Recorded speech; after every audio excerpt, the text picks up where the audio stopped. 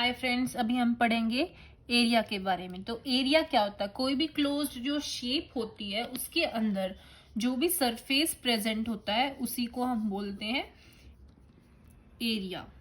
अब एरिया हम कैसे फाइंड आउट कर सकते हैं किसी भी चीज का? ये जानने के लिए पहले टाइम में बहुत सारी कोशिशें की गई। उसमें से एक फॉर एग्जांपल जैसे इसमें जो ये है, ये पोर्शन, इसमें अगर मुझे ग्लेज्ड पेपर चिपकाना है तो उसके लिए मुझे इसके एरिया जानने की ज़रूरत है। अगर मैं ग्लेज्ड पेपर लेके आऊँगी तो मैं जो शॉपकीपर है, स्टेशनरी वाला है, उसको मैं ये बताऊंगी कि मुझे कितना ग्लेज पेपर चाहिए। उसके लिए, उसको बताने के लिए मैं उसको इस जो सरफेस है इसका एरिया बताना पड़ेगा।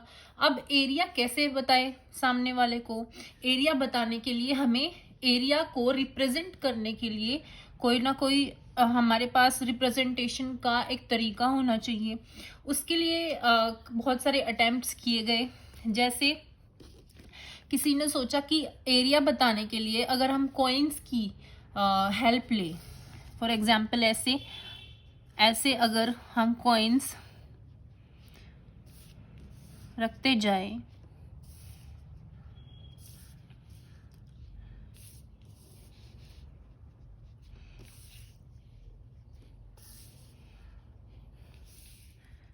तो इस पोर्शन का एरिया क्या माना जाएगा? इस पोर्शन का एरिया माना जाएगा 3 coins in each column of 3। मतलब 3 कॉइन्स है और हर एक कॉलम में 3 कॉइन्स प्रेजेंट हैं।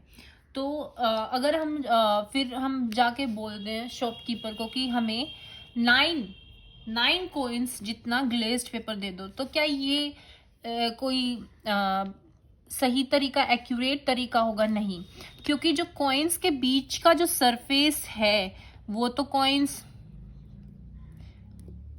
बता ही नहीं रहे कि कितना सरफेस आ रहा है। तो क्या ये जो मैं बोलूँ कि 9 कॉइन्स जितना मेरे को ग्लेस पेपर दे दो, तो ये जो मेथड है ये बिल्कुल रॉन्ग मेथड है। फिर उसके बाद और बहुत सारी कोशिशें की गई और बाकी की उसमें क्या हुआ कि हमने एक ऐसी शेप ढूंढने की कोशिश की जिससे कि जो सरफेस है वो पूरा का पूरा कवर हो जाए। जैसे इसमें जो सरफेस है वो बच गया था, कॉइन्स के केस में ये सरफेस ना बचे, तो उसके लिए क्या हुआ, हमने एक स्क्वायर ले लिया। और एक जो स्क्वायर था उसकी साइड 1 सेंटीमीटर की होनी चाहिए। 1 सेंटीमीटर की अगर हर साइड होगी, उस साइज का हमने क्या ले लिया, एक स्क्वायर ले लिया और उन स्क्वायर्स को रखना शुरू कर दिया। जैसे इसमें है, इसमें अगर मैं 1 सेंटीमीटर की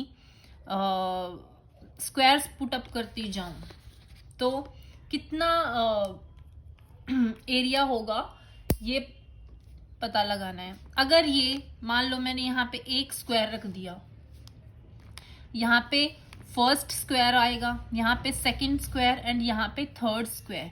तो अगर इस एरिया में, एरिया जितना मुझे ग्लेस पेपर लेके आना है, तो मैं बोलूंगी कि 3 सेंटीमीटर स्क्वायर जितना ग्लेज पेपर दे दो। 3 सेंटीमीटर स्क्वायर जितना ग्लेज पेपर। तो एरिया होता ही क्या है?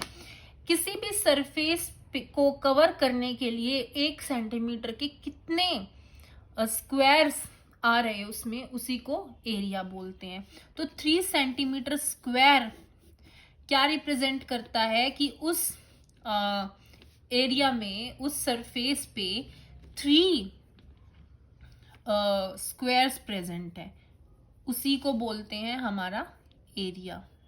और अब अगर इस केस में अगर हमें ढूंढना तो कितना एरिया है तो हम बोलेंगे ये तो फर्स्ट स्क्वायर है, ये सेकंड, ये थर्ड, ये फोर्थ, ये फिफ्थ, और ये क्या है हाफ स्क्वायर, और ये भी क्या है हाफ स्क्वायर।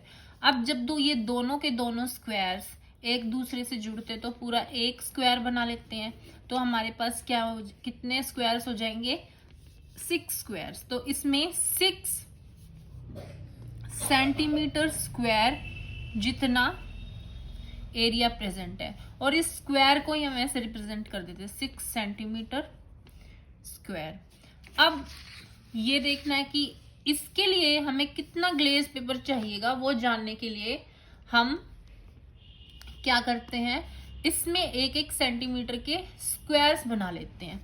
ये देखो 1 सेंटीमीटर के, ये भी 1 सेंटीमीटर, ये भी 1 सेंटीमीटर, ये भी 1 सेंटीमीटर। तो कितने स्क्वायर्स प्रेजेंट है, ये वाला भी 1 1 1। तो कितने स्क्वायर्स प्रेजेंट है 1 2 3 4, 4 2 8, 4 3 12, तो 12 स्क्वायर्स प्रेजेंट है। तो हम बोलेंगे इसका एरिया कितना है, इसका एरिया है 12 सेंटीमीटर स्क्वायर। तो एरिया कुछ नहीं होता, एरिया जस्ट हमें ये बताता है कि कोई भी जो सरफेस है उसमें कितने स्क्वायर्स फिट हो रहे हैं। अब अगर इसका एरिया निकालना हो तो हम कैसे निकालेंगे, इसको निकालने के लिए हम क्या करेंगे, एक एक सेंटीमीटर के स्क्वायर्स बना लेंगे। अब देखिए ये 1 सेंटीमीटर, 1 सेंटीमीटर, 1 सेंटीमीटर, 1 सेंटीमीटर, 1 2 3 4 5, ये दोनों मिला के 6, ये दोनों मिला के 7। तो इसका एरिया होगा 7 सेंटीमीटर स्क्वायर।